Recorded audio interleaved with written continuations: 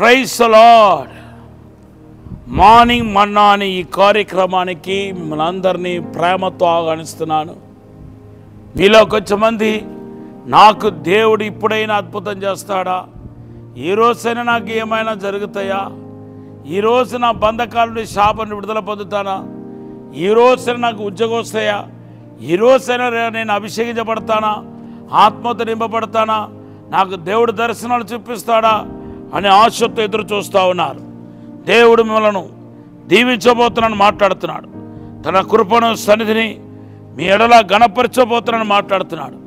ప్రార్థన గురించి మనము ఎందుకు ప్రార్థన దేవుడు ఆలకించట్లేదని ధ్యానం చేస్తున్నాం. దేవుని బిడ్డలారా, నిన్న కొన్ని విషయాలు చెప్పాను. ఈరోజు మరికొన్ని విషయాలు మీకు చెప్పాలని ఆశపడుతున్నాను. దాంట్లో మొదటిది ఏంటంటే, బీదవాడి యొక్క మనవిని ఆలకించకుండా దేవుని సన్నిధిలో నీ మనవి ఆలకించాలని వస్తే దేవుడు నీ మనవిని ఆలకించడని సామెతలు 21:13 రాయబడి ఉంది. దేవుని బిడ్డలారా, బీదలను కనుకరించేవాడు ధన్యుడని రాయబడి, బీదలకు ఇచ్చేవాడు యెహోవాకు అప్పిస్తాడని రాయబడి ఉంది. ఈ కనకరం ప్రేమ లేకుండా నీ ఎంత మొర్రపెట్టినా దేవుడు ఆలకించడు. మరి ఈ దినాల్లో చాలామంది బీదలు అనపడుతున్న వారు తునీకరించబడుతున్నారు, బీదలు అనపడుతున్న వారు తిరస్కరించబడుతున్నారు. నా దగ్గర చాలా సాక్ష్యాలు ఉన్నాయి. బీదలు అనపడుతున్న వారు మరి జీవితంలో ఎన్నో శోధనలు కష్టాలు వస్తూ ఉంటాయి. వారిని మనం ఆదుకోవాలి. కీర్తన 51లో ఒక అద్భుతమైన వాగ్దానం ఉంది. 51:1-2 చదవండి.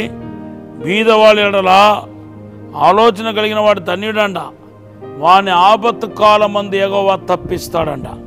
చూడండి, ఆపత్తు కాలంలో ఎప్పుడు తప్పించబడతాం? బీదలను మనం కనుకరించినప్పుడు. ధర్మకార్యం చేయటం మానకూడదు. మీకంటే లేనివారు కనపడితే మీ వంతు మీరు సహకరించాలి. అప్పుడే మీకు దేవుడు మేలు చేయగలుగుతాడు, అద్భుతం చేయగలుగుతాడు. కానీ మీలో చాలామంది మరి పిసినితనం వలనో, లేకపోతే బీదలంటే లెక్కలేనితనం వలనో, గర్వం వలనో ఈరోజు బీదలకు సాయం చేయలేకపోతున్నాం, వారికి ఊతి ఇవ్వలేకపోతున్నాం, వారికి మేలు చేయలేకపోతున్నాం. మీరు పొరపాటు పడుతున్నారండి, మీరు పొరపాటు పడుతున్నారు. పరిశుద్ధాత్మ దేవుడు హెచ్చరిస్తున్నాడు మిమ్మల్ని.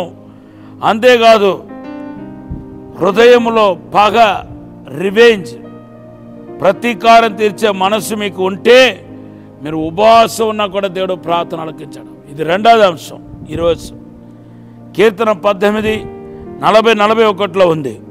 అవును దేవుని బిడ్డలారా, రివెంజ్, కష్ట తీర్చుకోవాలని పగబట్టి నువ్వు వెంటాడుతా తిరుగుతూ ఉంటే నీ ప్రార్థనను దేవుడు పొరపాటున కూడా ఆలకించడు.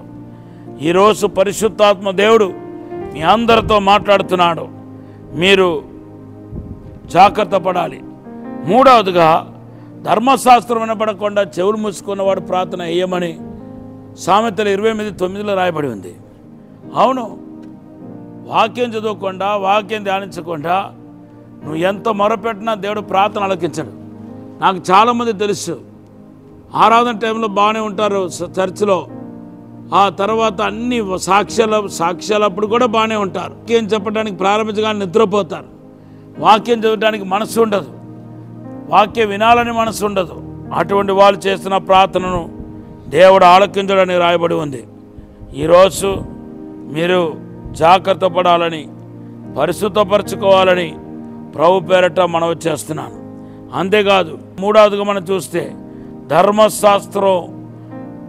ధర్మశాస్త్రాన్ని అతిక్రమించేవాడు ఒక ప్రార్థన దేవుడు ఆలకించడని ఇర్మియా గ్రంథం 11:10-11 రాయబడి ఉంది. వాక్యాన్ని సరము నడుస్తూ మన దేవుని దగ్గర ఏమడిగినా దేవుడు వింటాడు. ఈరోజు మీకు ఏం కావాలి చెప్పండి. దేవుని నుండి మీరు ఏం ఆశిస్తున్నారు? అభిషేకాన్ని ఆశిస్తున్నారా? విడుదల పొందుకోవాలని ఆశిస్తున్నారా? స్వస్థత పొందుకోవాలని ఆశిస్తున్నారా? అభిషేకించబడాలని ఆశిస్తున్నారా? దేవుని సేవకి సిద్ధపడాలనుకుంటున్నారా? మీరు దేవుని దగ్గర ఏమైనా అడిగి పొందుకోవచ్చు. అయితే ప్రార్థనకి ఒక సిద్ధపాటు కావాలని మాత్రం మర్చిపోవద్దు. నేను ప్రార్థన ద్వారా ఎంతోమందికి ఆశీర్వాదం అయ్యాను దేవుని కృపను బట్టి. మీరు కూడా ఈ ప్రార్థన శక్తి ఉంటే మీరు ఆశీర్వించబడటమే కాకుండా అనేకులకు ఆశీర్వాదం కాగలుగుతారు. దేవుడు ఈ మాటను దీవించుగాక. ఒక చిన్న ప్రార్థన. పరిశుద్ధము నమ్మకమైన పరలోక తండ్రి, నీకు వందనాలు, స్తోత్రాలు ప్రభు.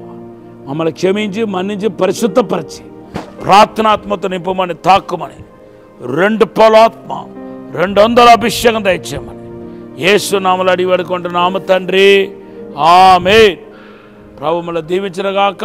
ఈరోజు మన వాగ్దానం కీర్తన 2:8. Have a blessed day.